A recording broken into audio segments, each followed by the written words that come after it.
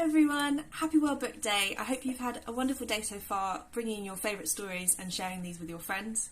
I want to share one of my favourite stories with you, and it's this book. It's called Black Dog by Levi Pinfold, who is the author and illustrator.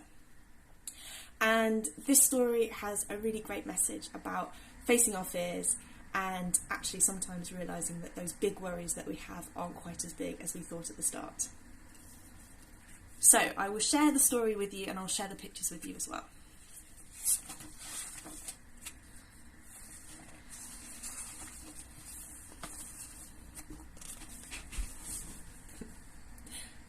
One day, a black dog came to visit the Hope family.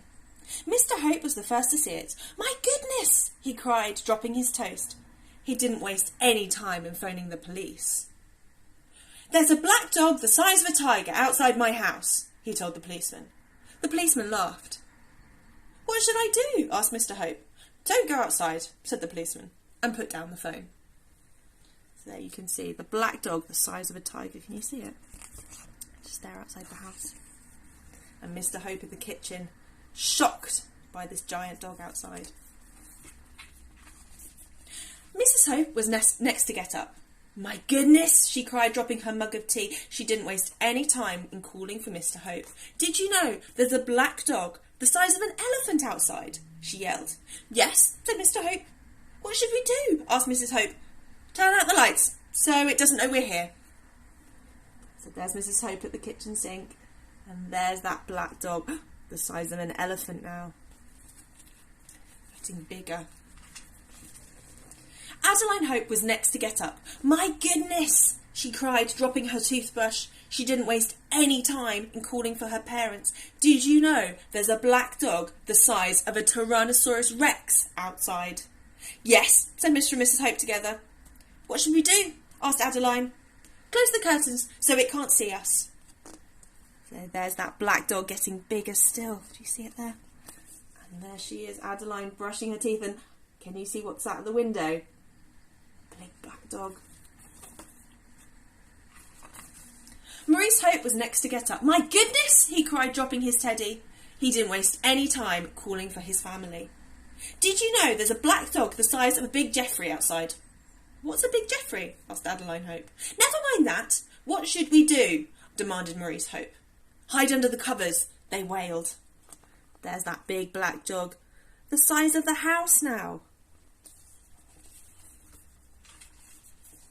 It was then that the youngest member of the Hope family, called Small for short, noticed that there was something going on. "What are you lot doing under there?" "We're hiding from the black dog," they whispered.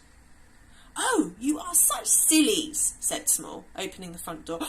"Don't go out there," gasped her family. "The hound will eat you up. He'll munch your head. It'll crunch your bones." But Small had gone anyway. There's Small.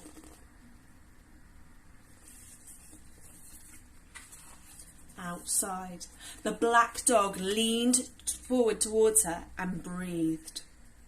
"Crikey, you are big," said Small. "What are you doing here?" The black dog snuffed at her. And there's Small, the big black dog. "All right then," she said. "If you're going to eat me, you'll have to catch me first." And with that she scurried into the lowering trees. As she ran, she made up a song. "You can't follow where I go unless you shrink. Or don't you know?" The black dog followed. As Small hurried towards the frozen pond, under the little bridge and over the ice, she sang, "You've got fat legs, ice is thin. Lose some weight or you'll fall in." And the black dog followed. Next, she scuttled through the playground, down the slide and around the roundabout singing, "You've got a big tum, I'm all slim. You'll fit through if you're more trim." And the black dog followed. Can you see what's happening to the black dog? There's Small there. It's getting smaller. Finally, Small had run all the way to the house. "You'll find out why they all hide if you follow me inside." And with that, Small tumbled into the warm house, through the cat flap. She really was that small. And so, by now, was the big black dog. There's Small going through the cat flap, and there's the big black dog following her into the house. Inside, Small grabbed a washing basket, and as the black dog scrabbled in behind her, she covered him with a loud "Ha!" Just then, the rest of the Hope family popped up from behind their barricade. "You haven't been munched!" cried Mrs. Hope. "You haven't been crunched!" cheered Mr. Hope. "You haven't been eaten!" yelled Maurice Hope, missing a poetic opportunity. "But where's the black dog?" asked Adeline. Without a word, Small lifted the basket. The rest of the Hope family were extremely pleased to see that the black dog was neither so huge nor so scary as they had feared. "He doesn't seem fierce at all now, I really look at him," said Mr. Hope. The rest of the family agreed. "We were silly," said Adeline. Only Small knew the right thing to do. Everyone was quiet for a while, thinking how brave Small had been. "You've got a lot of courage, facing up to a big, fearsome thing like that," said Mrs. Hope.